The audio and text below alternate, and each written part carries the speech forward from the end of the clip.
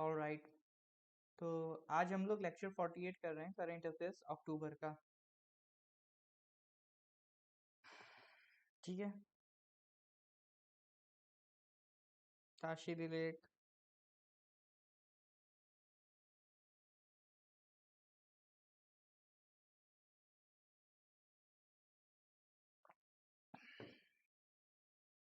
अच्छा, पिछली क्लास में नदियां पढ़ी थी। गोदावरी पढ़ी थी और कृष्णा पढ़ी थी। याद है कि भूल गए? लग रहा अभी किलसांग और दोब्स ही आए हैं, बाकी लोग कहाँ हैं? Alright, good evening. ठीक है, सो गुड इवनिंग एवरीवन। तो अपन करंट अफेयर्स स्टार्ट कर रहे हैं अक्टूबर का। स्टार्ट नहीं इन द सेंस, उसको कंटिन्यू कर रहे हैं। ऑलमोस्ट कुछ 52 शायद क्वेश्चंस हमने डिस्कस कर लिए थे, तो उसी के आगे कंटिन्यू करेंगे। ठीक है, चुन चुन के आपके एग्जाम के पर्सपेक्टिव से जो भी इंपॉर्टेंट क्वेश्चंस है वो मैंने छांट छांट के आपके इसके लिए इकट्ठा कर रखे हैं। अब आपको इसको प्रैक्टिस कर लेना है। अगर सवाल आ रहा है कि सर ये क्या काफी होगा, तो भैया पहले इतना मिनिमम तो करो आप, तभी तो आप आगे की सोचोगे। महीने में 500 से ऊपर भी क्वेश्चंस बन सकते हैं करंट अफेयर्स के। ठीक है, लेकिन इसका मतलब नहीं सारे करें, तो इम्पोर्टेंट 100 के अराउंड कुछ हम क्वेश्चंस करते हैं जो आपके वेरी मच ऑब्वियस रहते हैं फॉर योर एग्जामिनेशंस। ठीक है। अच्छा, कुछ स्टूडेंट्स का कंसर्न आ रहा है। ऑल राइट, ठीक है, सब बढ़िया है। कुछ स्टूडेंट्स का कंसर्न आ रहा है कि सर ऑप्शनल सब्जेक्ट कैसे चूज करें। तो देखिए, ऑप्शनल सब्जेक्ट के लिए कोई तुक्का लगाना नहीं होता है। उसके लिए प्रॉपर स्ट्रेटेजी होता है, प्रॉपर प्रोसीजर होता है। एक दिन में नहीं, अगर आपको रियली कंफ्यूजन है तो करीब मान के चलिए हफ्ता 2 हफ्ता को टाइम देना पड़ेगा।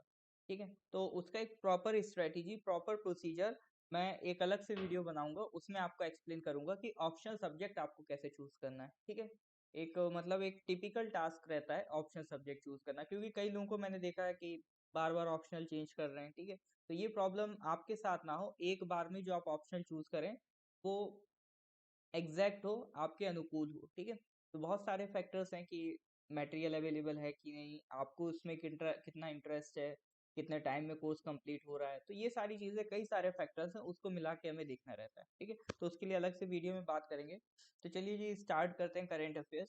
तो स्टार्ट करने से पहले मैं कुछ क्वेश्चन पूछना चाहूँगा, जैसे कि ये रहा जो हम पहले पढ़ चुके हैं। ठीक है, Nagma Mohammed Malik, India's newly appointed envoy to Poland, is concurrently accredited as the next ambassador of India to which of the following country. ये हम लोग एक बार कर चुके हैं क्वेश्चन, एक बार फिर से बताइए इसका आंसर क्या कर रहा था। क्वेश्चन नंबर 34 याद है कि नहीं है?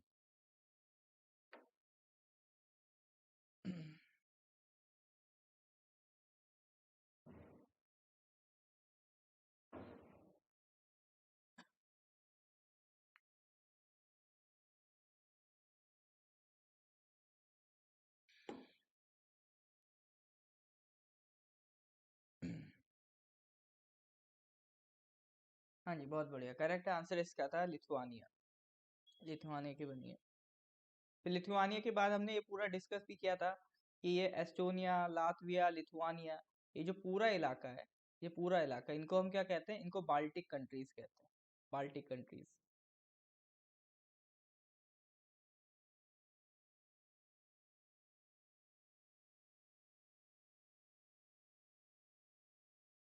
हाँ, ये question, Dame Sandra Mason will become president of which of the following country. किस कंट्री की प्रेसिडेंट बनेगी दमा संद्रा मैसून? बताइए। दमा संद्रा मैसून किस कंट्री की प्रेसिडेंट बनेगी? प्रणाम उपांग जी, शुभ संध्या एवरीवन, शुभ संध्या। चलिए जी, अब उपांग जी लग जाइए क्वेश्चन में, आंसर दीजिए। Dame Sandra Mason will become president of which of the following country? बहुत बढ़िया, A1, इट इज बारबाडोस। चलिए, मतलब चीजें पड़ी हुई हैं आपकी। ऑलराइट, तो स्टार्ट करते हैं आज के क्वेश्चन। देखिए, लास्ट क्लास में हम लोगों ने जीआई टैग से रिलेटेड कुछ बात की थी, जैसे एक, हाँ, ये क्वेश्चन था। क्वेश्चन नंबर 52 लास्ट क्लास में हमने डिस्कस किया था, Chinnor rice of which state has received the GI tag. तो यहाँ से बेसिकली हमने कोशिश क्या करी थी जानने की कि जीआई टैग होता क्या है। तो सबसे पहले हमने बताया था कि चिन्नौर राइस कहाँ का है, एमपी का है, उसको जीआई टैग मिला है। फिर हमने जीआई टैग के बारे में कुछ बात करी थी कि कितने साल की वैलिडिटी है, 10 साल की। सबसे पहले जीआई टैग मिला था दार्जिलिंग टी को 2004 में, और ये इंटरनेशनल किस एग्रीमेंट से रिलेटेड है, तो ट्रिप्स से रिलेटेड है, trade related aspects of intellectual property organization. TRIPS किसका एग्रीमेंट है, डब्ल्यूटीओ का, वर्ल्ड ट्रेड ऑर्गेनाइजेशन का एग्रीमेंट है ट्रिप्स, उससे कनेक्टेड है आपका जीआई टैग। ठीक है, तो ये सारी कुछ बातें आए, ऑब्जेक्टिव क्वेश्चंस सॉल्व करने में आपको मदद मिलेंगी। तो आज कई सारे क्वेश्चंस आपके जीआई टैग से ही रिलेटेड है, जीआई टैग का अच्छा खासा बोलबाला है। जैसे क्वेश्चन नंबर 1, ये क्वेश्चन नंबर 53 जो नेक्स्ट क्वेश्चन है आज का, और आज मतलब 52 के बाद 53, और आज का पहला question, recently the world's largest khadi national flag has been unveiled in which place of India. ये जीआई टैग का नहीं है, जीआई टैग के आगे आएंगे क्वेश्चन। ठीक है, तो पहले इसका आंसर दीजिए। Recently world's largest khadi national flag has been unveiled in which place of India. हाँ जी, जवाब दीजिए।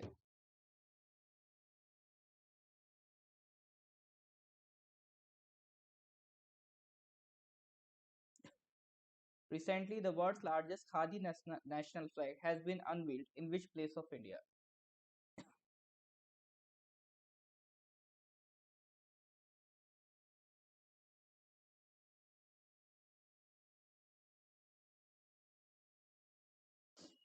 ऑप्शंस नहीं दिख रहे हैं। ठीक।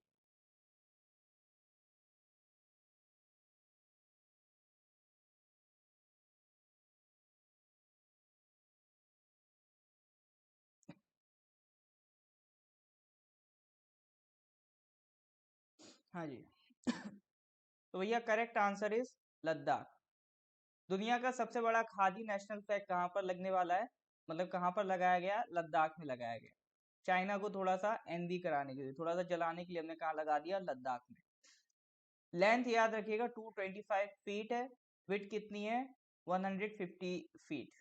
ठीक है, and weighs 1000 kg according to a national broadcaster Doordarshan channel. ठीक है, दूरदर्शन के चैनल के हिसाब से चले तो कितना वेट है इसका, 1000 kg का वेट है। अच्छा, अभी रिसेंटली क्वेश्चन आया था, ये शायद हाँ एसआई में ही आया था, एसआई के मीन्स में आया था, कि जो हमारा नेशनल फ्लैग होता है उसका एक रेशियो फिक्स होता है लेंथ और ब्रेथ का, तो वो रेशियो कितना होता है। ठीक है, ये क्वेश्चन आ चुका है एसआई में, कि जो लेंथ और ब्रेथ का रेशियो फिक्स होता है तो वो कितना होता है। जैसे एक इस तरह से कुछ मान लीजिए, ये नेशनल फ्लैग है, तो लेंथ और ब्रेथ का रेशियो कितना होना चाहिए। अगर ये x है, ये y है, रेशियो मैंने बोला x:y है, तो बताना x कितना होगा, y कितना होगा।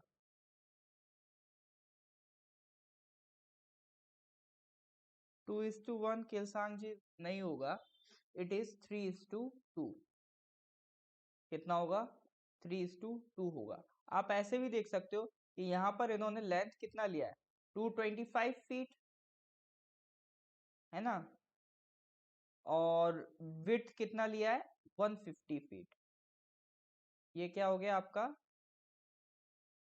150 फीट ब्रेड्थ हो गया, और ये इधर आपका 225 फीट हो गया। तो 225 अपॉन 150 अगर आप करके देखोगे तो 75 से 3 टाइम्स कट जाता है, ये 2 टाइम्स कट जाता है, तो 3/2 का रेशियो मिलेगा हमेशा। ठीक है, तो ये फिक्स चीजें हैं। फ्लैग के बारे में क्वेश्चन आया है तो ये इंपॉर्टेंट है, याद रखिएगा। एक बार आ चुका है तो दोबारा भी आ सकता है। एक मिनट बस, एक बार आया है तो दोबारा भी आ सकता है। स्क्रीन ला रहा हूँ मैं दोबारा।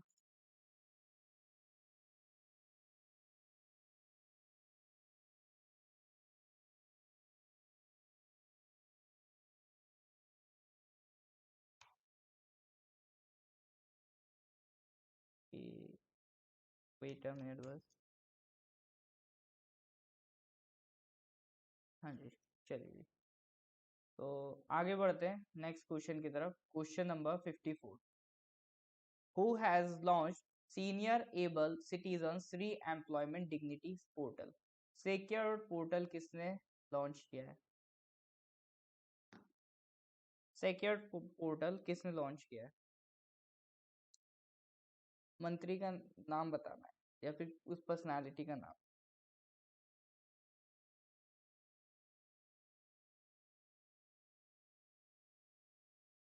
राजनाथ सिंह। राजनाथ सिंह को क्या लेना देना सीनियर सिटीजन से? मतलब वो खुद हैं लेकिन वो तो डिफेंस मिनिस्ट्री देख रहे हैं, तो वो डिफेंस को देखेंगे। राजनाथ सिंह से तो कोई लेना देना नहीं है इसका। और बताइए भैया, करेक्ट आंसर बताइए जल्दी से। देखिए, अटेम्प्ट जरूर करना है क्वेश्चन को, अटेम्प्ट नहीं करेंगे तो मजा नहीं आएगा फिर क्वेश्चन को करने में, है ना। क्वेश्चन को अटेम्प्ट करना is a very necessary thing. जल्दी से जवाब दीजिए इस क्वेश्चन का। A option Piyush Goyal. Okay, A option ज्यादातर लोग बता रहे हैं, ए को बोले तो पीयूष गोयल। कि राजनाथ सिंह नहीं है तो पता नहीं, ऐसी इंट्यूशंस आती हैं कि ये कौन होंगे, पीयूष गोयल होंगे। जरूरी नहीं सारी स्कीम मंत्री लॉन्च करें, कुछ स्कीम हमारे वाइस प्रेसिडेंट भी लॉन्च कर देते हैं। मुप्पा वरपू वेंकैया नायडू, ये हमारे वाइस प्रेसिडेंट का नाम लिखा है, ठीक है। तो पोर्टल कौन सा है? सीनियर एबल सिटीजन फॉर री employment in dignity, secured portal है। देखिए वो क्या रहा है, जैसे हमारे सीनियर सिटीजन होते हैं, जैसे किसी पर्सन की एज 60 हो गई तो उसको रिटायर कर दिया जाता है ऑफिस से। अब 60 के बाद जरूरी तो है नहीं कि वो एज की वजह से रिटायर हो गया हो तो फिजिकली भी रिटायरमेंट मिल गई हो उसे। कई बार क्या होता है ना, लोग 60 प्लस हो जाते हैं, 65 ईयर्स के होते हैं, बट फिजिकली फिट होते हैं, मेंटली फिट होते हैं, वो काम कर सकते हैं, ठीक है। बट सरकार क्या कर रही है, उन्हें काम करने नहीं दे रही है। जैसे सरकारी नौकरी थी, सरकारी नौकरी कर रहे थे, 60 साल के हो गए, रिटायर कर गए, बट वो 60 साल के ऊपर भी काम कर सकते थे अगर सरकार उन्हें रखती। तो इस तरह के लोग अब वो काम कर सकते थे, they are able to do their work. But अगर हम उन्हें काम नहीं करने दे रहे हैं तो वो क्या बन जाएंगे, हमारी इकोनॉमी के लिए बर्डन बन जाएंगे। हम नहीं चाहते इकोनॉमी पे बर्डन बने, हम क्या चाहते हैं, हमारी वर्किंग पॉपुलेशन मैक्सिमम रहे, हमारी वर्किंग पॉपुलेशन क्या रहे, मैक्सिमम रहे। तो ऐसे सीनियर सिटीजन जो 60 प्लस होने के बाद भी एबल हैं, मेंटली और फिजिकली फिट हैं, वो काम कर सकते हैं, तो उनको काम दिलाने के लिए एक पोर्टल बना दिया गया, सिक्योर्ड पोर्टल।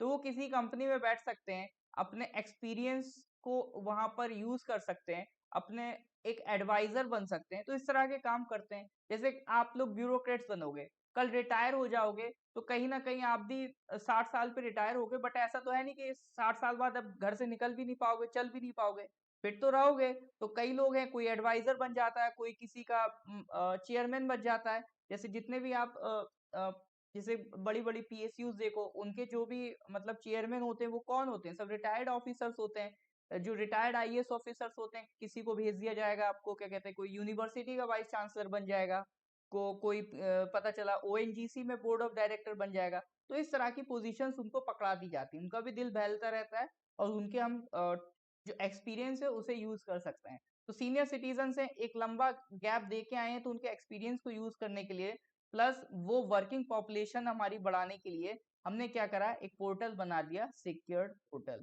गवर्नमेंट इसमें 10 करोड़ रुपए डालेगी और फंडिंग देगी इस पोर्टल को, 2 करोड़ पर ईयर 5 साल तक, ताकि ये पोर्टल काम करे, और जो भी सीनियर सिटीजन हैं अगर वो काम करना चाहते हैं तो उन्हें काम मिलता रहे। सब दो दो बड़े फायदे याद रखिएगा। दो बड़े फायदे क्या हैं? एक तो आपकी वर्किंग पॉपुलेशन को हम बढ़ा सकते हैं ऐसा करके, प्लस जो हमारे सीनियर सिटीजन हैं उन्होंने अपनी जो पूरी लाइफ में काम किया है, उससे एक एक्सपीरियंस गेन किया, तो उनके एक्सपीरियंस को हम यूटिलाइज कर सकते हैं, ठीक है। तो इसीलिए पोर्टल आया। अब देखने का नजरिया है, कोई हो सकता है ऐसे भी देखे, हाई कैसी सरकार है, बूढ़ों से भी काम करवा रहे हैं, है ना। तो देखने का नजरिया होता है सब। इसीलिए कहते हैं आप किस पर्सपेक्टिव से देख रहे हैं, ये बहुत मायने रखता है, और एक ऑफिसर को हर पर्सपेक्टिव से देखना आना चाहिए। चलिए जी, तो सिक्योर पोर्टल वेंकैया नायडू जी ने लॉन्च किया है। काफी बातें कर ली सिक्योर पोर्टल से रिलेटेड। अब नेक्स्ट क्वेश्चन की तरफ बढ़ेंगे, क्वेश्चन नंबर 55।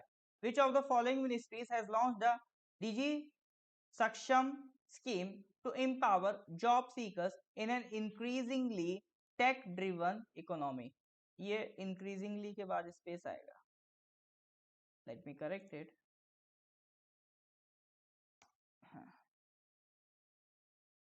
सा मिस्टेक किया हो गया, चलिए। हाँ, तो इंक्रीजिंगली टेक ड्रिवन इकोनॉमी में जॉब सीकर्स को एम्पावर करने के लिए हम क्या ला रहे हैं, उनको डिजिटली स्ट्रॉन्ग करना चाहते हैं। तो डिजी सक्षम स्कीम उनके लिए लॉन्च की है। डिजी सक्षम, डिजी मतलब डिजिटल, काम से ये ग्रुप में भेज दिया जाता है, ठीक है। ये जो भी व्हाट्सएप ग्रुप में आप ऐड होंगे उस व्हाट्सएप ग्रुप में आपको मिल जाएगा, ठीक है। मैं अपने पास रख के क्या करूंगा, आप ही लोगों को तो भेज देता हूँ, ठीक है। सितंबर का भी देखो पूरा हो गया था तो भेज दिया था, अक्टूबर का भी मैंने भेजा हुआ है, जितना पहले करा दिया था भेज दिया है। आज जितना हो जाएगा आज वाला भी भेज दूंगा, ठीक है। तो परेशान नहीं होना, सारा मटेरियल मिलेगा। हाँ, तो डिजी सक्षम स्कीम की बात कर रहा है। डिजी सक्षम मतलब डिजिटली कैपेबल बनाना है। डिजी से डिजिटली सक्षम मतलब कैपेबल, मतलब डिजिटली कैपेबल बनाना है लोगों को ताकि नौकरियां मिल सकें। तो कौन सी मिनिस्ट्री है ये बताइए।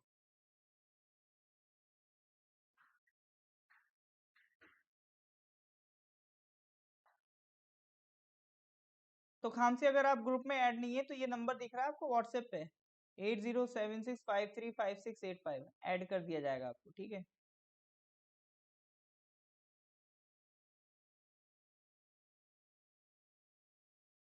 और ये नोट्स ऐप में भी मैं अपलोड करता हूँ, ठीक है। ऐप में भी मिल जाते हैं नोट्स आपको, जो नॉर्थ ईस्ट पीएससी का ऐप है वहां भी मिल जाते हैं नोट्स। ऐप में क्या करना है, ऐप में इधर साइड में एक 3 लाइंस दिखती होंगी आपको, उन पर टैप करना है। यहाँ पर एक स्टडी मटेरियल का सेक्शन होता है, उसमें जाना। तो 2 सेक्शन मिलते हैं, एक तो पीडीएफ का सेक्शन मिलता है, एक वीडियोस का सेक्शन मिलता है। तो वीडियोस में भी जो करंट अफेयर्स की वीडियोस है वो भी मिल जाएंगी, प्लस आपको पीडीएफ भी मिल जाएंगी, है ना। हर जगह एक्सेसिबिलिटी हमने आपको दे रखी है। Which of the following ministries has launched the Digi Saksham scheme to empower job seekers in an increasingly tech-driven economy?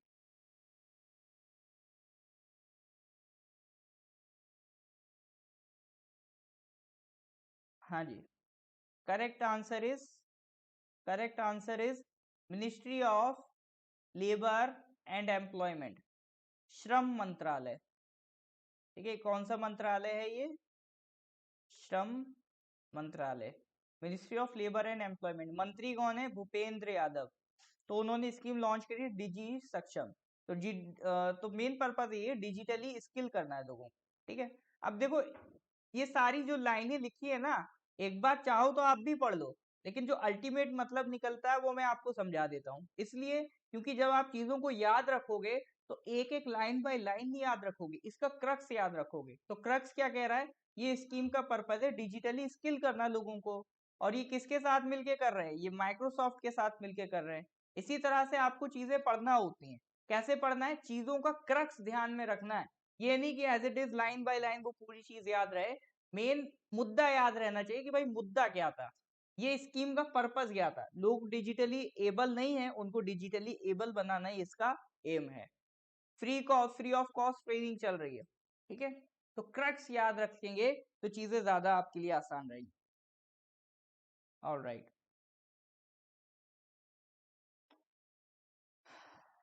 चलिए जी नेक्स्ट क्वेश्चन की तरफ बढ़ते हैं। Question number 56, recently white onion of which state was given the GI tag?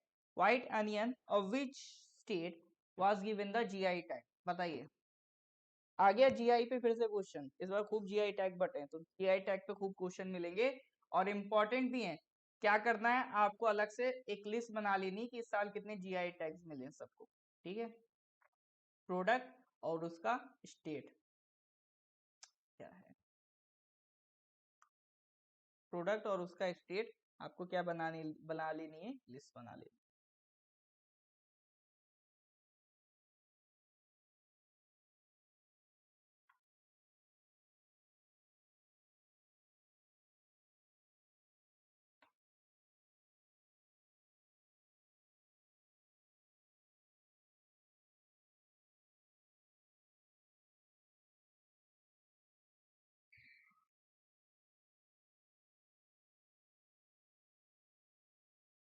हाँ, question number 56 का answer क्या है,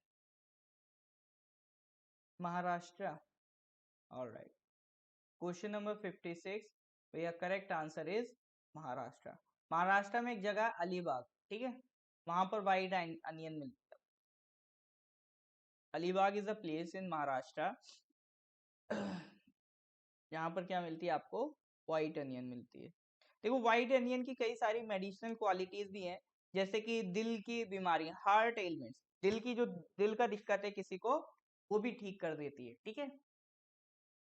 cholesterol कम करती है, कोलेस्ट्रॉल कम करेंगे ऑब्वियसली दिल की बीमारियां कम हो जाएंगी। इंसुलिन का क्रिएशन करती है। अच्छा, इंसुलिन से फायदा क्या होता है? अगर बॉडी में इंसुलिन कम हो जाता है तो क्या फर्क पड़ता है? इंसुलिन का क्या रोल है हमारी बॉडी में? हाँ जी, इंसुलिन का रोल क्या है हमारी बॉडी में?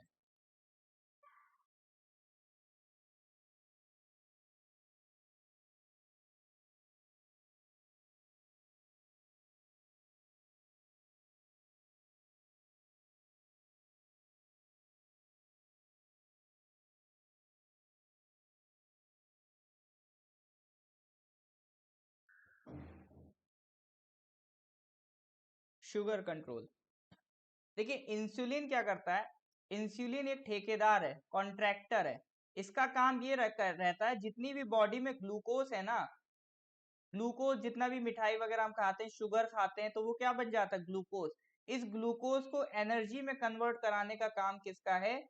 इंसुलिन का। अगर बॉडी में इंसुलिन कम हो जाएगा तो ग्लूकोज इकट्ठा होने लगेगा, एनर्जी बनेगी नहीं, और उसी बीमारी को हम क्या कह देते हैं, उसी को कह देते हैं डायबिटीज। शुगर लेवल बढ़ गया, तो बढ़ क्यों गया? क्योंकि उससे एनर्जी बन नहीं पा रही है। एनर्जी क्यों नहीं बन पा रही है? एनर्जी बनाने वाला ही नहीं है, इंसुलिन ही नहीं है, तो एनर्जी कैसे बनेगी? तो इंसुलिन का काम क्या है, ग्लूकोज को एनर्जी में कन्वर्ट करा देना। तो अगर वो नहीं हो पा रहा है तो वो कहलाता है डायबिटीज। आपने देखा होगा लोग पेट में इंजेक्शन लगाते हैं, जो डायबिटिक पेशेंट्स होते हैं खाने से पहले क्या करते हैं, कई बार पेट में इंजेक्शन लगाते हैं। तो वो किसके इंजेक्शन होते हैं? वो इंसुलिन के इंजेक्शन होते हैं। जब बॉडी में इंसुलिन क्रिएट नहीं हो रहा है तो वो एक्सटर्नली इंसुलिन लेते हैं, ताकि बॉडी में क्या कर सके, इंसुलिन को बढ़ा सके। इंसुलिन क्या करेगा, जो भी खाना खाएंगे उससे क्या बनेगा, ग्लूकोज बनेगा। उस ग्लूकोज में किस में कन्वर्ट करा पाएगा, एनर्जी में करा पाएगा, ठीक है। तो अगर इंसुलिन ना भी लें, उसकी जगह क्या खा लें, सलाद में क्या खा लें, व्हाइट अनियन, काम बन जाएगा। ऐसा मैं नहीं कह रहा हूँ, ऐसा व्हाइट अनियन कह रही है, ठीक है। व्हाइट अनियन क्या कह रही है, don't need to take any insulin injection, मुझे सलाद के साथ खा लो, ठीक है। चलिए जी, ऑलराइट, नेक्स्ट क्वेश्चन पे आते हैं, question number 57। When is Wildlife Week celebrated annually across the India to protect the flora and fauna of India? हाँ जी बताइए, वाइल्ड लाइफ वीक कब सेलिब्रेट किया जाता है?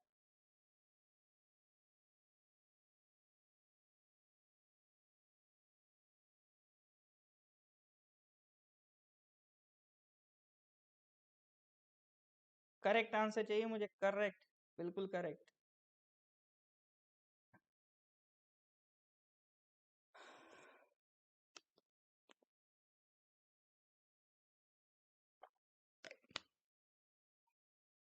आज सोंगम नहीं दिख रहे हैं।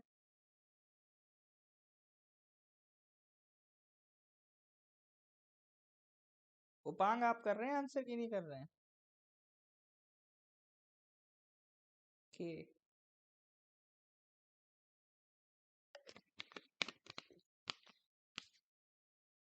चलिए जी, आंसर्स आना शुरू हो गए हैं। तो बहुमत कह रही है, मेजॉरिटी भी नहीं, इसको मैं कहूंगा यूनानिमसली। यूनानिमसली मतलब जब सब लोग एक ही बात कहें, ठीक है। यूनानिमसली मतलब सब लोग एग्री कर रहे हैं। किस बात पे एग्री कर रहे हैं? कि आंसर इज सी, 2 से 8 अक्टूबर। हाँ जी, करेक्ट आंसर इज 2 से 8 अक्टूबर। यूनानिमसली क्या कहलाता है, वाइल्ड लाइफ वीक। तो 1957 से स्टार्ट किया था। पहले हम लोग एक ही दिन फिक्स कर दिए थे, 2 अक्टूबर। फिर लगा नहीं यार, पूरा हफ्ता मनाते हैं, एक दिन में मजा नहीं आ रहा, ठीक है। तो अब क्या कर दिया, 2 अक्टूबर से 8 अक्टूबर को सेलिब्रेट हुआ था वाइल्ड लाइफ वीक 2021। तो इस बार जो 2020 में हुआ था 66 वाइल्ड लाइफ वीक सेलिब्रेट हुआ था। अब क्या होता है, इवेंट होता है। आजकल जो पैटर्न है क्वेश्चंस का उनको पकड़ने की कोशिश करिए। क्वेश्चन किस पे बनते हैं, इवेंट होता है, उसका डेट होता है और उसका थीम होता है, ठीक है। इन तीन चीजों में हर इवेंट को कैटेगराइज करिए। देखिए कुछ भी आप पढ़ते हैं, पढ़ने से रिलेटेड बहुत सारी चीजें हैं, आपको क्या है अपने मतलब की चीजें छाननी है कि आपको क्या पढ़ना है। अब इवेंट में क्या हुआ क्या नहीं हुआ, किसने किसको तमाचा मारा, ये सब हमें नहीं पढ़ना है। हमें क्या पढ़ना है, इवेंट पढ़ना है। कोई भी इवेंट हो रहा है, जैसे वाइल्ड लाइफ वीक इवेंट हुआ, कब हुआ, 2 से 8 अक्टूबर हुआ। इसका थीम क्या था, थीम क्या था, exploring human animal relationship. Yoga day event है, कब हुआ याद रखिए, थीम क्या था याद रखिए, ठीक है। हर इवेंट के साथ डेट और थीम पे क्वेश्चंस बन रहे हैं और ये करंट ट्रेंड में चल रहा है, डेट पे तो खूब क्वेश्चन बन रहे हैं, तो इसलिए इसको याद करना अनिवार्य हो जाता है। 2-3 टॉपिक्स तो बिल्कुल जम के पकड़ लेने, जैसे बुक्स एंड ऑथर्स पकड़ लिया, ठीक है। ये इवेंट, उनका डेट, उनका थीम, ये टॉपिक पकड़ लिया, ठीक है। स्पोर्ट्स पकड़ लिया, ये 2-3 टॉपिक तो जम के पकड़ लेने हैं, इन पे क्वेश्चन ऑलमोस्ट आ ही रहे हैं, ठीक है। चलिए जी, ऑल राइट, उपांग आंसर कर रहे हैं, बहुत बढ़िया जी। तो करेक्ट आंसर था इसका सी, 2 अक्टूबर से 8 अक्टूबर के बीच सेलिब्रेट हुआ वाइल्ड लाइफ वीक। अच्छा, वाइल्ड लाइफ से रिलेटेड हमारे पास कौन सा कानून है, वाइल्ड लाइफ को गवर्न करने के लिए हमारे पास जो कानून है उसका नाम क्या है। इस पे भी सवाल आया था, अभी आरओ के पेपर में आया था, उसमें ईयर पूछा था कि ये किस ईयर का कानून है। मैं आपसे पूरा कानून ही पूछ रहा हूँ कि क्या नाम था कानून का, बताइए।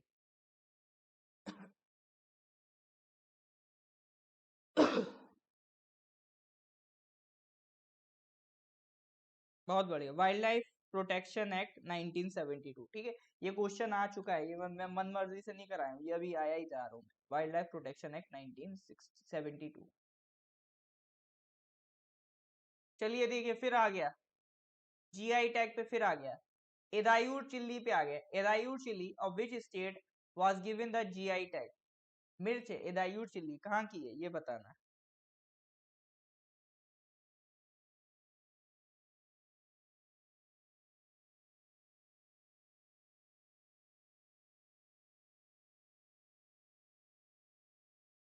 ऑलराइट, सांगली राजी ने सबसे पहले आंसर देते हुए बताया केरला, बाकी लोग बताइए।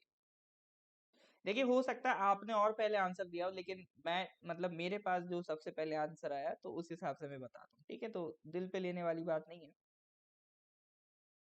Correct answer is Kerala. Alright, correct answer is Kerala. तो Edayur chilli of which state was given the GI tag, it was Kerala. इसकी खास बात क्या है, लो पंजेंसी।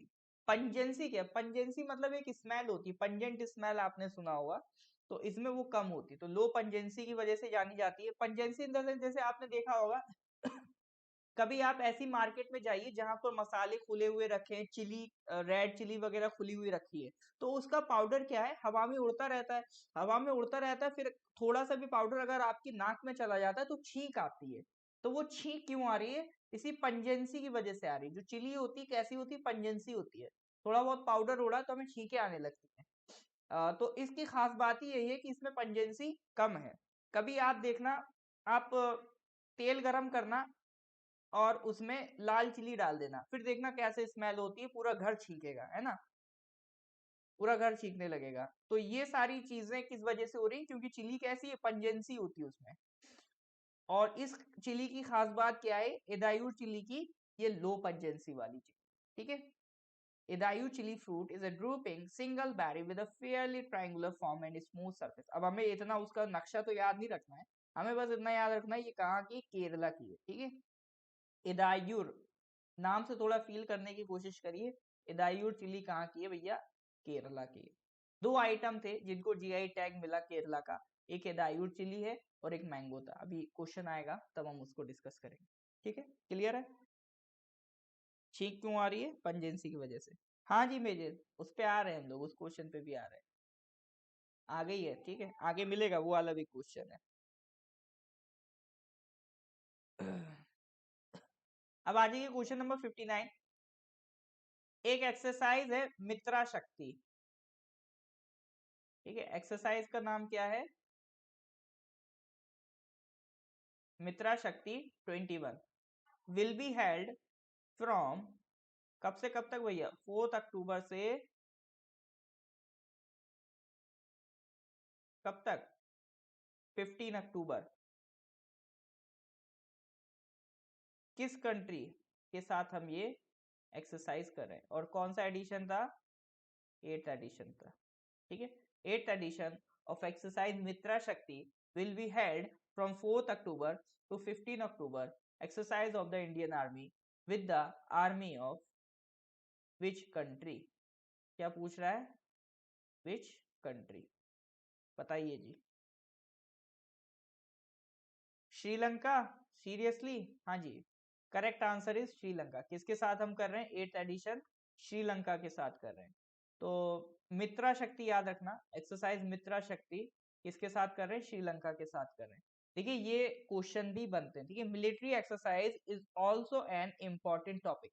देखिए मैं चाह रहा हूँ करंट अफेयर्स के क्वेश्चन कर करके आप वैरायटी जानने की कोशिश करें और टाइप्स ऑफ क्वेश्चन जानने की कोशिश करें कि किस किस तरह के क्वेश्चन आते हैं। होता क्या है, इससे जब आप न्यूज पढ़ेंगे और न्यूज में कोई मिलिट्री एक्सरसाइज आप देखेंगे तो आपके दिमाग में रहेगा कि हाँ मिलिट्री एक्सरसाइज में क्वेश्चन पूछे जाते हैं, तो आप उस पर ज्यादा ध्यान देंगे, है ना। आप नेताओं पे ज्यादा ध्यान नहीं देंगे कि मोदी जी ने लॉकडाउन की अगर हमसे विनती करी तो कितनी बार हाथ जोड़ा, ये सब क्वेश्चन नहीं पूछते एग्जाम में। तो ये हमें पता होना चाहिए क्या पढ़ना है क्या नहीं पढ़ना है। क्या नहीं पढ़ना ये ज्यादा जरूरी होता है, क्योंकि जीके में क्या लगता है ये भी पढ़ लो वो भी पढ़ लो दिस भी पढ़ लो दैट भी पढ़ लो, और उसी के नाम पे लोग क्या है पूरा अपना यूट्यूब चैनल चला रहे हैं, फालतू का कंटेंट क्रिएशन कर रहे हैं। ठीक है, जबकि उतना जरूरत भी नहीं होता। तो बहुत जरूरी है ये समझने की कोशिश करना कि क्या इंपॉर्टेंट एक्चुअल में आपके लिए है। ठीक है, इसीलिए मैं ये टॉपिक्स पॉइंट आउट करता हूँ कि बुक्स एंड ऑथर आता है तो मैं बताता हूँ देखो भैया ये बुक्स एंड ऑथर का क्वेश्चन आता है ना। मिलिट्री एक्सरसाइज के क्वेश्चन आते रहते हैं, तो आपको भी इस तरह से टॉपिक्स ध्यान में रखने पड़ेंगे कि हाँ ये क्वेश्चन आते हैं, इस तरह के क्वेश्चन आते हैं, ताकि आप कभी भी न्यूज पढ़ें या कहीं का भी करंट अफेयर्स पढ़ें तो आप अपने काम की चीज एक्सपेक्ट कर लें। और यही एक टॉपर की खास बात होती है। चलिए जी, तो याद रखिएगा मिलिट्री एक्सरसाइज मित्रा शक्ति हमने किसके साथ करी है? श्रीलंका के साथ करी है। अब ये सब देखो याद रखने वाली चीजें नहीं है, लेकिन क्या होता है अगर आप सिर्फ इतना पढ़ोगे श्रीलंका के साथ करिए तो हो सकता है आप कुछ टाइम बाद भूल जाओ, लेकिन एक एक्स्ट्रा फैक्ट पढ़ लिया तो थोड़ा सा आप वहां पर ठहर गए, थोड़ा सा रुक गए, तो वो मेमोरी को दिमाग को थोड़ा सा टाइम एक्स्ट्रा मिल गया उसको दिमाग में भरने के लिए। ऐसे तो अगर सिर्फ पढ़ के याद हो जाता तो मैं अभी 150 क्वेश्चन एक घंटे में करा दूं। और मैंने देखा है क्या कहते हैं 500 question in 3 hours, 500 question in 1 hour. Video चल रही है, क्या चल रहा है भाई? क्वेश्चन करा है आंसर ये, क्वेश्चन दिखाया आंसर ये क्वेश्चन ये आंसर। क्या फायदा उससे? कोई फायदा नहीं। क्वेश्चन पे रुको, थोड़ा सा ठहरो आप। ठीक है, जितना आप ठहराव लाओगे उतना ही जल्दी उतना ही टाइम आपके दिमाग को मिलेगा उसको ब्रेन में ट्रैप करने के लिए। ठीक है, इसीलिए मैं थोड़ा कंटेंट लिख देता हूँ ताकि आप थोड़ा सा रुको, वहां पर पढ़ो चीजों को। ठीक है, इसका मतलब ये नहीं कि मैं स्लो करा रहा हूँ। हमेशा याद रखना slow and steady steady wins the race. आजकल जल्दबाजी का जमाना है, तो ठहराव लाइफ में बहुत जरूरी है। आप मतलब किसी बड़े आदमी ने कहा था अगर मतलब जिंदगी समझना चाहते हो तो थोड़ा सा लाइफ में अपना ठहराव लेके आओ। ठीक है, चलिए जी, शायद थोड़ा सा इमोशनल हो गया। चलिए अब बस बहुत ठहर गए, आगे बढ़ते हैं, इतना भी नहीं ठहरना है। चलिए नेक्स्ट क्वेश्चन पे आते हैं, क्वेश्चन नंबर 60। हाँ जी। चलिए चलिए आ जाइए, क्वेश्चन पढ़िए क्या है question. The all India car rally Sudarshan Bharat Parikrama was flagged off by the union minister Amit Shah. Amit Shah ji ने एक रैली निकाली है सुदर्शन भारत परिक्रमा। परिक्रमा क्या होता है? जब हम किसी चीज के चक्कर लगाते हैं चारों ओर से, ठीक है, परिक्रमा करते हैं। जैसे हिंदू रिचुअल्स में लोग होते हैं पेड़ की परिक्रमा करते हैं, तो वो क्या होता है इसके चक्कर लगाते हैं। तो Sudarshan Bharat Parikrama was flagged of by, flagged of मतलब उसको किसने झंडी दिखाई? By union minister Amit Shah. देखो करंट अफेयर्स पढ़ने से लैंग्वेज भी थोड़ा इंप्रूव होती है। फ्लैग्ड ऑफ बाय अब आप लिखते बाद स्टार्टेड बाई, उससे कितना अच्छा वर्ड लग रहा है फ्लैग्ड ऑफ बाई। ठीक है, तो ये भी चीजें इनडायरेक्टली आपके दिमाग में जा रही होती, क्योंकि देखिए सीधी सी बात है, जितना अच्छा आप बोलना चाहते हैं उतना अच्छा सुनिए, जितना अच्छा आप लिखना चाहते हैं उतना अच्छा पढ़िए। ये दोनों बातें रिलेटेड है। अच्छा स्पोक्स पर्सन वही बनता है जिसने सुना ज्यादा होता है, ठीक है। अच्छा राइटर भी वही बनता है जिसने पढ़ा ज्यादा होता है। The rally involves which group of participants, तो किस फोर्स के लोग इन्वॉल्व थे सुदर्शन भारत परिक्रमा में, ये बताना है।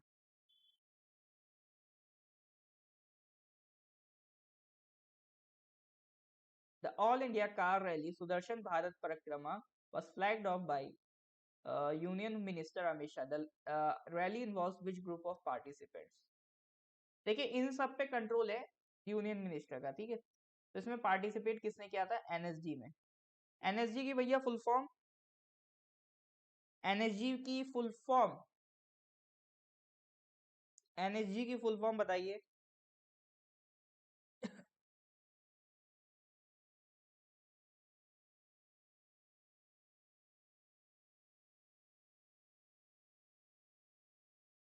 National security guard.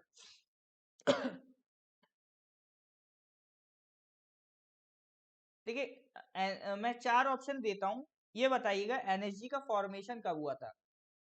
1948, 1990, 1986 और 1983। बताइए एनएसजी का फॉर्मेशन कब हुआ था।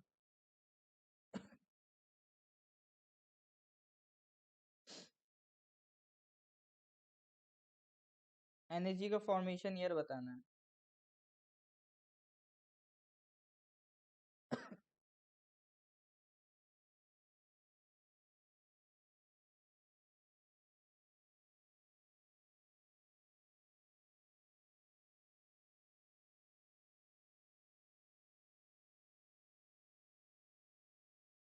बहुत बढ़िया जी। देखिए एनएसजी कहानी क्या है, एनएसजी को बनाने की जरूरत क्यों पड़ी। सॉरी, एनएसजी बनाने की बहुत ही इमोशनल स्टोरीज जुड़ी हुई एनएसजी से, क्योंकि इंडिया में पहले कोई ऐसी यूनिट नहीं थी जो शहर के अंदर हो रहे बवाल को कंट्रोल कर सके। तो पहले क्या हुआ, जैसे आपका 1980s में क्या था, इंसर्जेंसी बढ़ गई थी पंजाब में। आपको पता होगा प्रो का खालिस्तानी मूवमेंट चलने लगी थी पंजाब में, तो इंसर्जेंसी काफी बढ़ गई थी पंजाब में। तो उस इंसर्जेंसी को कंट्रोल करने के लिए अमृतसर में जो गुरुद्वारा है, अ, मतलब गोल्डन टेम्पल, वो एक बहुत सिक्योर्ड प्लेस है सिख्स के लिए। तो वहां पर 1984 में इंदिरा गांधी ने क्या करा, एक ऑपरेशन लॉन्च करवाया, operation blue star. Operation blue star उसका नाम था, याद रखिएगा। तो ऑपरेशन ब्लू स्टार में गोल्डन टेम्पल में इंदिरा गांधी ने परमिशन दे दी आर्मी को एंटर करने की। तो आर्मी एंटर करी, टैंक लेके एंटर करी, ठीक है। तो वहां पर जो पर्सन इंसर्जेंसी के लिए रिस्पॉन्सिबल था, भिंडरवाला, उसको वहां पे मार गिराया किसने, आर्मी ने। और वहां से इंसर्जेंसी को कंट्रोल करने की कोशिश की गई। लेकिन ये इसका बहुत बड़ा कॉन्सिक्वेंस झेलना पड़ा इंदिरा गांधी को, क्योंकि इंदिरा गांधी ने गोल्डन टेम्पल में आर्मी भेजी, तो उससे जो सिख समुदाय के लोग थे, सिख कम्युनिटी के लोग, उनको ये चीज काफी फील हुई कि उनकी सबसे सिक्योर्ड प्लेस को आर्मी ने, ऑब्वियसली अगर अटैक करेंगे तो टेम्पल को भी नुकसान पहुंचेगा, तो टेम्पल को काफी नुकसान पहुंचा था। तो इसे सिख्स के अंदर एक मतलब दुख की फीलिंग जगी थी। तो दो लोग थे जो उनके बॉडीगार्ड थे इंदिरा गांधी की, उन्होंने इसी वजह से इंदिरा गांधी को क्या करा, असैसिनेट कर दिया, मर्डर कर दिया। देखिए कोई भी जब बड़ा पर्सन, कोई भी बड़ा लेजेंडरी या कोई बड़ी पर्सनालिटी को मारा जाता है तो मर्डर वर्ड नहीं यूज करते, वर्ड यूज करते हैं असैसिनेट। तो वहां पर इंदिरा गांधी को क्या कर दिया गया, असैसिनेट कर दिया गया। तो वहां पर फोर्स कौन सी गई थी, इंडियन आर्मी गई थी। अब इंडियन आर्मी ऑब्वियसली डिजाइंड किसके लिए है, वो सिविलियन ऑपरेशंस के लिए डिजाइन नहीं है। इंडियन आर्मी का सीधा सा है, जाओ दुश्मन को खत्म करो, जो डैमेज हो होता रहे। तो इंडियन आर्मी का तरीका ज्यादा ब्रूटल होता है, क्योंकि उनको फ्रंट पे लड़ना होता है, ठीक है, फ्रंट पे लड़ना होता है, इसीलिए वो ज्यादा ब्रूटली उनकी ट्रेनिंग होती है। उनकी ऐसी ट्रेनिंग नहीं होती कि सिविलियंस के साथ आपको कैसे बिहेव करना है, उसके लिए हमारे पास पुलिस है। लेकिन पुलिस इतनी एडवांस नहीं है कि देश के अंदर टेरर एक्टिविटीज को कंट्रोल कर पाए। तो यहाँ से ऑपरेशन ब्लू स्टार जब करा तो हमें जरूरत लगने लगी एक काउंटर कंट्री के अंदर जो काउंटर टेररिज्म एक्टिविटीज है, मतलब जो कंट्री के अंदर टेररिज्म एक्टिविटीज है उनको काउंटर करने के लिए। तो for the purpose of counter terrorism activities in India we needed and special forces, तब जाके एनएसजी को बनाया गया। आपने देखे होंगे ब्लैक कमांडोज भी कहते हैं, कैट कमांडोज भी कहते हैं, कंप्लीट ब्लैक यूनिफॉर्म पहनते हैं, तो वो कौन होते हैं? एनएसजी। तो इनको बनाया गया था 1986 में after the blue operation blue star. तो अगर आपको याद है कि इंदिरा गांधी का असैसिनेशन 1984 में हुआ था, तो उससे आप रिलेट कर लेंगे कि हाँ एनएसजी कब आया आपका? 1986 में आया। तो ये एनएसजी से रिलेटेड जरूरी जानकारी थी। अच्छा, एनएसजी किसके कंट्रोल में चलती है? होम मिनिस्ट्री के अंदर चलती है। तो इनकी ट्रेनिंग इसी तरह से की जाती है कि विद इन द कंट्री के अंदर कोई अगर टेरर एक्टिविटीज हो तो ये तुरंत एक्ट करें, और इन्होंने करा भी है। जैसे आपका जब मुंबई अटैक हुआ था, कब हुआ था? 26/11 को जो मुंबई में अटैक हुआ था, तो इट वाज एनएसजी, ठीक है। ये एनएसजी थी जिसने उस अटैक को रोका था। तो जो टेररिस्ट को एलिमिनेट करने का काम किसका था? वहां पर एनएसजी का था। जब फाइनली एनएसजी पहुंची थी, अब वहां पे भी दिक्कत ये हो गई थी कि एनएसजी जो थी पहले कहाँ रह रही थी? दिल्ली में। अटैक हुआ मुंबई में, तो मुंबई पहुंचते पहुंचते उन्हें बहुत टाइम लग गया था। तो उसके बाद उन्होंने डिसाइड करा कि नहीं भाई, अब एनएसजी को हम क्या करेंगे? मुंबई में भी प्लांट करेंगे, ताकि बड़े बड़े शहरों में रखेंगे कि एनएसजी तुरंत पहुंच पाए। ये बड़ी दिक्कत थी, एनएसजी तुरंत नहीं पहुंच पा रही थी। तो एनएसजी याद रखेंगे, नेशनल सिक्योरिटी गार्ड। इसमें दो ग्रुप होते हैं, एक स्पेशल एक्शन ग्रुप होता है, एक स्पेशल रेंजर ग्रुप होता है। जो मेन जो कॉम्बैट ऑपरेशंस होते हैं, जो फ्रंट पे लड़ने का काम करते हैं, वो एक्शन ग्रुप करता है। रेंजर ग्रुप पीछे रहता है for the purpose of logistics supply वगैरह करने के लिए रेंजर ग्रुप काम आता है। इवन जो आपने देखा होगा बड़े बड़े जो आपके पॉलिटिशियंस रहते हैं, जैसे होम मिनिस्टर वगैरह, तो उनको जो Z+ सिक्योरिटी दी जाती है, तो Z+ सिक्योरिटी में भी कौन होते हैं? एनएसजी के कमांडोज होते हैं, ठीक है, उनकी सिक्योरिटी के लिए। और एनएसजी में भी कौन होते हैं? एसआरजी होते हैं, स्पेशल रेंजर ग्रुप, ठीक है। All right. हाँ, तो कहीं भी अगर टेरर एक्टिविटीज देश के अंदर होती है तो किसको भेजा जाता है? एनएसजी को भेजा जाता है। बखूबी अपना काम करते हैं, आर्मी वगैरह से ये लोग ऑफिसर्स लेके आते हैं। चलिए अब परिक्रमा की बात करते हैं। तो सुदर्शन भारत परिक्रमा ऑफ द एनएसजी 2 अक्टूबर 2021 को होती है। ये सब देखो आजादी का अमृत महोत्सव। देखिए, आजादी का अमृत महोत्सव से रिलेटेड जो भी जानकारी मिले उसको एक जगह क्लब कर लेना, ठीक है। कई सारी हमने स्कीम्स देखी, वो किसका पार्ट है? आजादी का अमृत महोत्सव। तो जितनी भी चीजें देखो आप आजादी का अमृत महोत्सव से रिलेटेड, उनको एक जगह क्लब कर लेना। तो ये परिक्रमा भी किससे रिलेटेड है? आजादी का अमृत महोत्सव। 99.99% चांस है आने वाले एक साल में जो एग्जाम होंगे उनमें एक ना एक क्वेश्चन आजादी का अमृत महोत्सव से जरूर आएगा, ठीक है। तो इस पे ज्यादा ध्यान देना है। तो रेड फोर्ट से स्टार्ट करी थी, और जो दिल्ली में पुलिस मेमोरियल है वहां जाके इसको कंप्लीट करा। चलिए जी, काफी बात हो गई एनएसजी से रिलेटेड। नेक्स्ट क्वेश्चन पे आते हैं, क्वेश्चन नंबर 61। बताइए। हाँ मिजिड आपके लिए है। आप कह रहे थे कुटियाटूर mango of which state has received the GI tag recently? मुझे लगता है ये तो आप बता ही देंगे। Question number 61, Kuttiattoor mango of which state has received the GI tag recently? बताइए।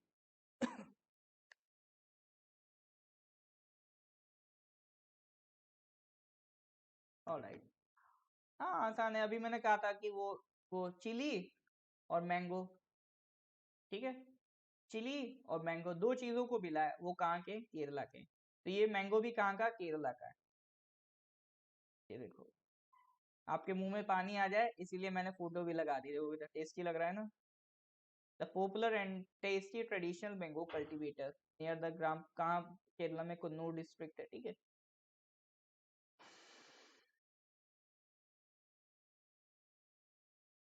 चलिए,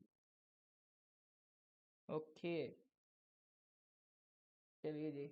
मैंगो के नाम पे मैं इमोशनल हो जाता हूँ, तो इसलिए क्वेश्चन पे ज्यादा नहीं रुकेंगे, आगे बढ़ेंगे। क्वेश्चन नंबर 62 पे आएंगे।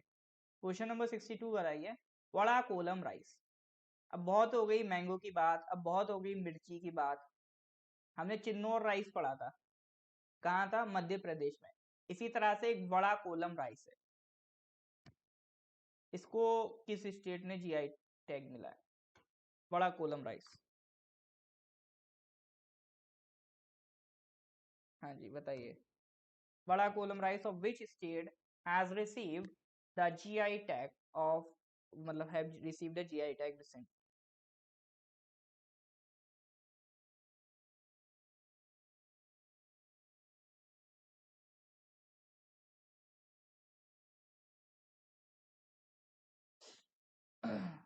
हाँ जी, बड़ा वर्ड से अब थोड़ा आइडिया लगा लें। ये कहाँ का है? महाराष्ट्र का है। ठीक है, बड़ा कोलम, कोलम कोलम ऐसे वर्ड कहाँ होते हैं? महाराष्ट्र में होता है। ये देखो, ये है आपका बड़ा कोलम है सर। ये तो सेम वैसे ही लग रहा है, हाँ लगने में वैसे ही है, लेकिन खाने में डिफरेंस है। पलगढ़ डिस्ट्रिक्ट है ऑफ, वहां मिल रहा है बड़ा चावल। ठीक है, एक और नाम है जीनी और झीनी चावल। ठीक है, झीनी अगर हो सकता कभी कोई झीनी विनी पूछ ले तो वो क्या है? बड़ा से रिलेटेड है। ठीक है, ऑलराइट। तो हम लोगों ने कई सारी चीजें देख ली। देखो चिन्नौर राइस पढ़ा था, चिन्नौर कहाँ पढ़ा था? मध्य प्रदेश में पढ़ लिया है ना। एडियार चिल्ली, एडियार चिली, और वो जो भी था बड़ा टफ सा नाम था, मैंगो, मैंगो कहाँ का था? केरला का था। चावल, फिर चावल आ गया, बड़ा कोलम राइस। ठीक है, बड़ा कोलम राइस कहाँ का है? ये महाराष्ट्र का है। ठीक है, तो अब ऐसा नहीं लगना चाहिए सर बहुत सारे जीआई टैग हो गए, कितना याद करेंगे? जितने भी थे सब क्लब कर दिए यहाँ पे अभी तक के। ठीक है, बड़ा कोलम महाराष्ट्र, चिन्नौर एमपी, और वो चिली और मैंगो केरला। ठीक है भैया, चार ही तो हैं, तो इतना तो कष्ट आपको झेलना पड़ेगा, है ना। हाँ तो बड़ा कोलम से क्या याद आ गया? बड़ा पाव याद आ गया, बहुत बढ़िया। मैंने कहा था बड़ा वर्ड मतलब महाराष्ट्र। चलिए जी, क्वेश्चन नंबर 63 पे आ जाइए। विच of the following organisations has developed the Bal Raksha kit to boost immunity? बाल रक्षा किट किसने बनाई है टू बूस्ट इम्यूनिटी? बताइए जी। Which of the following organisations has developed the Bal Raksha kit to boost immunity? ये बाल कौन से बाल है? सर वाले बाल नहीं है, ये बच्चों वाले बाल है, मतलब बाल मतलब चाइल्ड।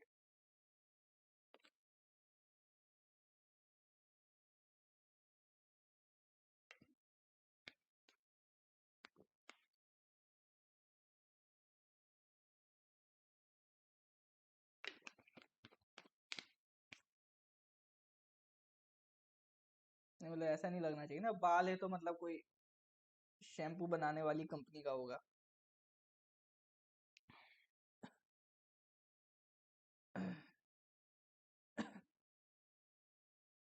देखो सोचने वाली बात है, बाल रक्षा किट नाम से भी लग रहा है, प्लस अभी कोई वैक्सीन तो आई नहीं है। अगर एम्स इन्वॉल्व होता है ना, अगर एम्स इन्वॉल्व होता तो जाहिर सी बात है कोई वैक्सीन जैसी चीज की बात करता, बच्चों के लिए कोई मेडिसिन की बात करता, वैक्सीन की बात करता। इस तरह का नाम तो नहीं देता, तो कॉमन सेंस से आप कह सकते हैं। कॉमन सेंस से आप थोड़ा आइडिया लगाइए। नेशनल इंस्टीट्यूट ऑफ आयुर्वेद तो कुछ है नहीं, हाँ हमारे पास all India institute of Ayurveda जरूर है। जैसे एम्स है ना, all India institute of medical sciences, उसी उसी तरह से हम क्या डेवलप कर रहे हैं? All India institute of Ayurveda. तो आयुर्वेद से रिलेटेड यहाँ पर दवा मिलती, तो इन्होंने क्या बनाया? बाल रक्षा किट बनाया। तो वो बहुत बढ़िया किट है, आप लोग भी यूज कर सकते। किट में क्या क्या है? बेसिल है, गिलॉय है। बेसिल, बेसिल लीव्स यूज होती है, आपने देखा होगा पिज्जा वगैरह में बेसिल लीव्स यूज होती है ना। पिज्जा में जो हम लोग वो स्प्रे करते हैं ना, वो क्या कहते हैं आपका, जो चिली पाउडर के साथ एक और जो मसाला होता है ना, वो क्या होता है? ऑरिगेनो जिसे कहते हैं। ठीक है, ऑरिगेनो भी कहते हैं। उसमें क्या होता है? बेसिल लीव्स होती हैं। गिलॉय सुना ही होगा। सिनामन, सिनामन कोई एक लकड़ी का टुकड़ा होता है, हिंदी में इसको दालचीनी कहते हैं। लिक्योरिस, ड्राई ग्रेप्स, इस तरह की चीजें, मतलब वही सब सब देसी दवाएं हैं जिसमें मेडिसिनल क्वालिटीज हैं।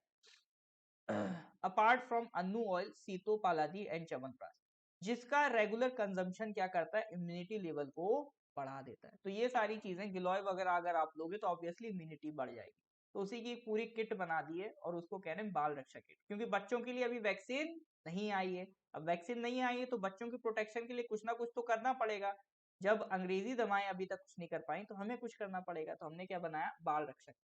ठीक है, चलिए जी। अच्छा, चाइल्ड वैक्सीनेशन स्टार्ट हो चुका है, कुछ कंट्रीज में हुआ है, तो फर्स्ट कंट्री आप बताइए, ये हमने करंट अफेयर्स में डिस्कस किया था। फर्स्ट कंट्री जहां पे बच्चों को भी वैक्सीन लगना शुरू हो गई है। पहल कंट्री कौन सी है?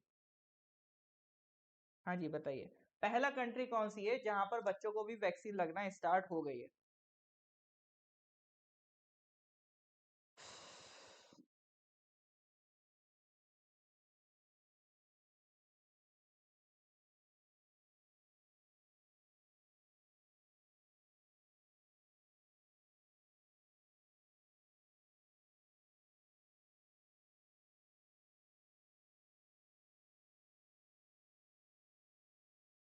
सोच समझ के जवाब दीजिए।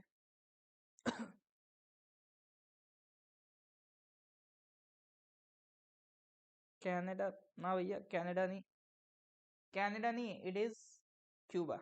ठीक है, इट इज क्यूबा, और फाइजर नहीं है। वहां की खुद की दो वैक्सीन है, मैं भी थोड़ा सा नाम भूल गया हूँ, देखो मैंने लिखाया था, है ना। फाइजर तो नहीं है। तो फर्स्ट कंट्री कौन सी है? क्यूबा, सबसे पहले वैक्सीन देने वाली बच्चों, वहाँ की कुछ लोकल की वैक्सीन है। पहले मैं पढ़ा चुका हूँ इसको, आप पुराने नोट्स में तलाशोगे, मिल जाएगा, ठीक। शायद पिछले महीने की बात है। चलिए नेक्स्ट क्वेश्चन पे आते हैं, question number 64। Name the web portal launched by the government to find solution of India's waste problem through community participation. बताइए जनाब।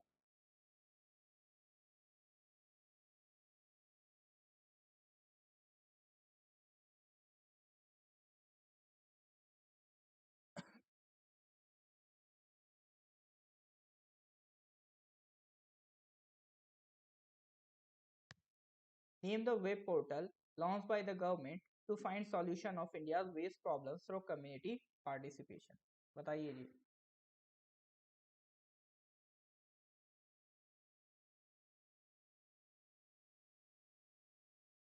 भी आंसर बताया जा रहा है।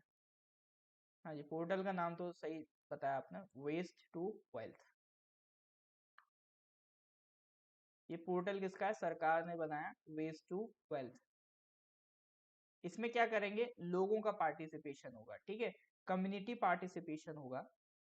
कई सारे टेक्नोलॉजी प्रोवाइडर्स आएंगे, गवर्नमेंट के स्टेक होल्डर्स आएंगे, लोकल बॉडीज आएंगी, और ये सब मिलके क्या कोशिश करेंगे कि जो इंडिया में वेस्ट है, उस वेस्ट को हम किसी भी तरह से यूटिलाइज कर पाए। इंडिया में जितना भी वेस्ट है उसको क्या करें? यूटिलाइज कर पाए। जैसे इसका बेस्ट एग्जांपल देता हूँ, जैसे चंडीगढ़ था। अ, एक तो एग्जांपल हो गया, जैसे आपकी रोड्स बन रही हैं, रोड्स किसकी बन पा रही हैं? रोड्स आपका क्या कहते हैं, आज प्लास्टिक की भी रोड्स बन जाती है, ठीक है, प्लास्टिक की रोड्स बनने लगी हैं, यहाँ हम यूटिलाइज कर रहे हैं। अभी कोई पर्सन था, उसने जूता भी प्लास्टिक से बनाया, ठीक है, इस तरह का यूज करने लगे। जैसे आप चंडीगढ़ जाएंगे, चंडीगढ़ में एक पार्क है, गार्डन का नाम मैं बोल रहा हूँ, शायद रॉक गार्डन है, ऐसी कुछ नाम है। तो वहां आप जाएंगे तो वो पूरा पार्क किससे बना है? वेस्ट प्रोडक्ट से बना है।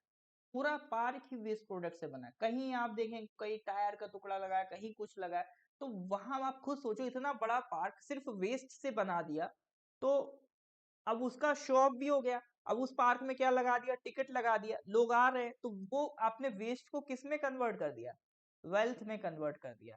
तो इसी तरह से सरकार चाहती है लोग आए, कम्युनिटीज मिले, डिफरेंट डिफरेंट टेक्नोलॉजी प्रोवाइडर्स मिले, लोग मिले, अर्बन लोकल बॉडीज मिले, सरकार के डिफरेंट डिफरेंट मंत्रालय मिले, और सब मिलके इस बात पे चर्चा करें कि जो भी हम वेस्ट क्रिएट कर रहे हैं, इसको किस तरह से हम रीयूज कर पाए, ताकि ये हमारे ऊपर बर्डन ना बने।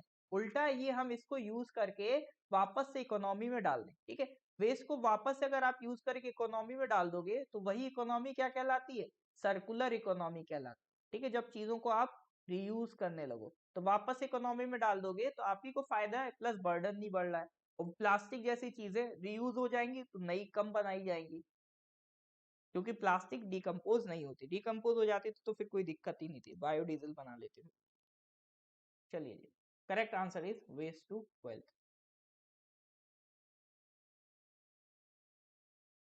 आसान सवाल है, who is appointed as the first ever brand ambassador of Indian crypto currency exchange Coin DCX?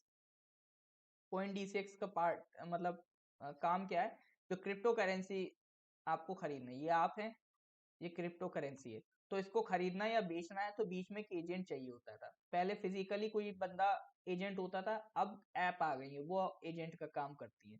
तो इसी तरह की एक ऐप है coin DCX, vera, coin DCX, इनका यही काम है, ये एज एन एजेंट काम करती हैं आपके और आपकी खरीदारी के बीच।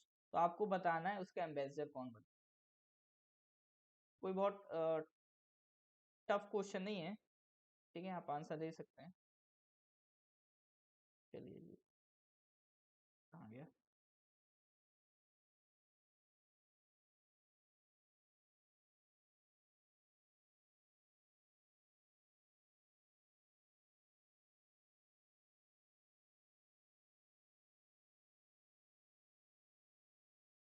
तो हो गया, ठीक है। हाँ, इसका आंसर क्या होगा? चलिए लास्ट क्वेश्चन है आज का आपका, तो इसको एंड करेंगे अमिताभ बच्चन पे, ठीक है ना? स्पेलिंग गलत हो गई, सही कर दूंगा, अमिताभ बच्चन, ठीक है। अमिताभ बच्चन का क्या टाइटल है बॉलीवुड में? अमिताभ बच्चन को एक टाइटल मिला है, मतलब उनको एक नाम से पुकारते हैं, जैसे शाहरुख खान को क्या कहते हैं? किंग ऑफ बॉलीवुड, बादशाह, है ना?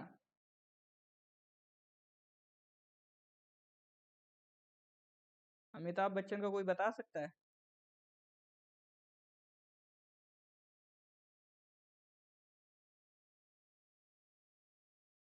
बिग बी, एंग्री मैन, शहनशाह, हाँ जी, इस तरह के टाइटल्स किसके साथ लगे? अमिताभ बच्चन के साथ, बिग बी, एंग्री मैन, शहनशाह। चलिए जी, तो आज का डिस्कशन यहीं पर रखते हैं। देखिए बस इन्हीं चीज़ों को बार बार रिवाइज करते रहेंगे तो आपके अंदर कॉन्फिडेंस भी आएगा और इसी तरह के क्वेश्चन घुमा फिरा के एग्जाम में भी पूछता रहता है। अब क्वेश्चंस को आपको नजरिया बदलना पड़ेगा, रटने के पर्पज से नहीं देखना है, आपको क्वेश्चन को भी आइडेंटिफाई करना पड़ेगा कि ये किस तरह का क्वेश्चन है, कि मिलिट्री एक्सरसाइज का है या बुक्स एंड ऑथर का है, या फिर कोई चीज इंडिया में पहली बार हो रही है उसका क्वेश्चन है, कोई गवर्नमेंट स्कीम का क्वेश्चन है। इस तरह से क्या है ना, जब आप चीजों को कैटेगराइज करने लगते हैं ना तो और आपकी चीजें मेमोराइज होने लगती हैं और वो दिमाग में फिट होने लगती हैं। अब इससे क्या होगा, आप खुद के भी शॉर्ट नोट्स ऐसे बना सकते हो कि आपने क्या करा आज, चलो जितने भी करंट अफेयर्स पढ़े मैंने उसमें से गवर्नमेंट स्कीम्स की जितनी भी क्वेश्चंस है उनको एक जगह इकट्ठा कर लेता हूँ, है ना? आज मैंने जितने भी क्वेश्चंस पढ़े अभी तक के, जैसे अक्टूबर सितंबर में, तो उसमें जितने भी मिलिट्री एक्सरसाइज के वो अपन ने एक जगह कर लिए। तो इस तरह से आप कैटेगराइज करेंगे ना तो आपका एक वो रिवीजन ही हो रहा है और उसमें मजा भी आता है, बार बार सेम क्वेश्चन पढ़ते रहो तो वो रिवीजन में मजा भी नहीं आता। तो कैटेगराइजेशन कर करके भी पढ़ेंगे तो आपकी क्लियरिटी भी बढ़ेगी और चीजें जल्दी याद भी होंगी, ठीक है, क्योंकि ये एज इट इज एग्जाम में आ जाएंगी। आता है तो ठीक है, नहीं आता है तो कोई दिक्कत नहीं, फिर तो बाकी तो जिंदगी बढ़िया चल ही रही है, ठीक है। तो कोशिश करिए चीजों को रिवाइज करें, ठीक है, revision he is the best policy. Ultimately आपको रिवीजन ही हेल्प करेगा, पढ़ने में आप कितना ही पढ़ लें लेकिन अगर रिवीजन नहीं करेंगे तो आप पीछे रह जाएंगे। आज देख लो 40 लोग लाइव हैं, अब इन 40 में आपको भी पता है सबका सिलेक्शन नहीं होता है, लेकिन क्यों नहीं होता है? क्योंकि क्या 40 के 40 रिवाइज करेंगे? नहीं करते हैं। अगर यही 40 के 40 रिवीजन करें तो हिस्ट्री क्रिएट हो जाएगी, ठीक है। सारे नॉर्थ ईस्ट पीएससी के स्टूडेंट सेलेक्ट हो गए। चलिए जी, तो थैंक यू एवरीवन। तो कल मिलते हैं नए क्वेश्चंस के साथ, तब तक के लिए गुड नाइट।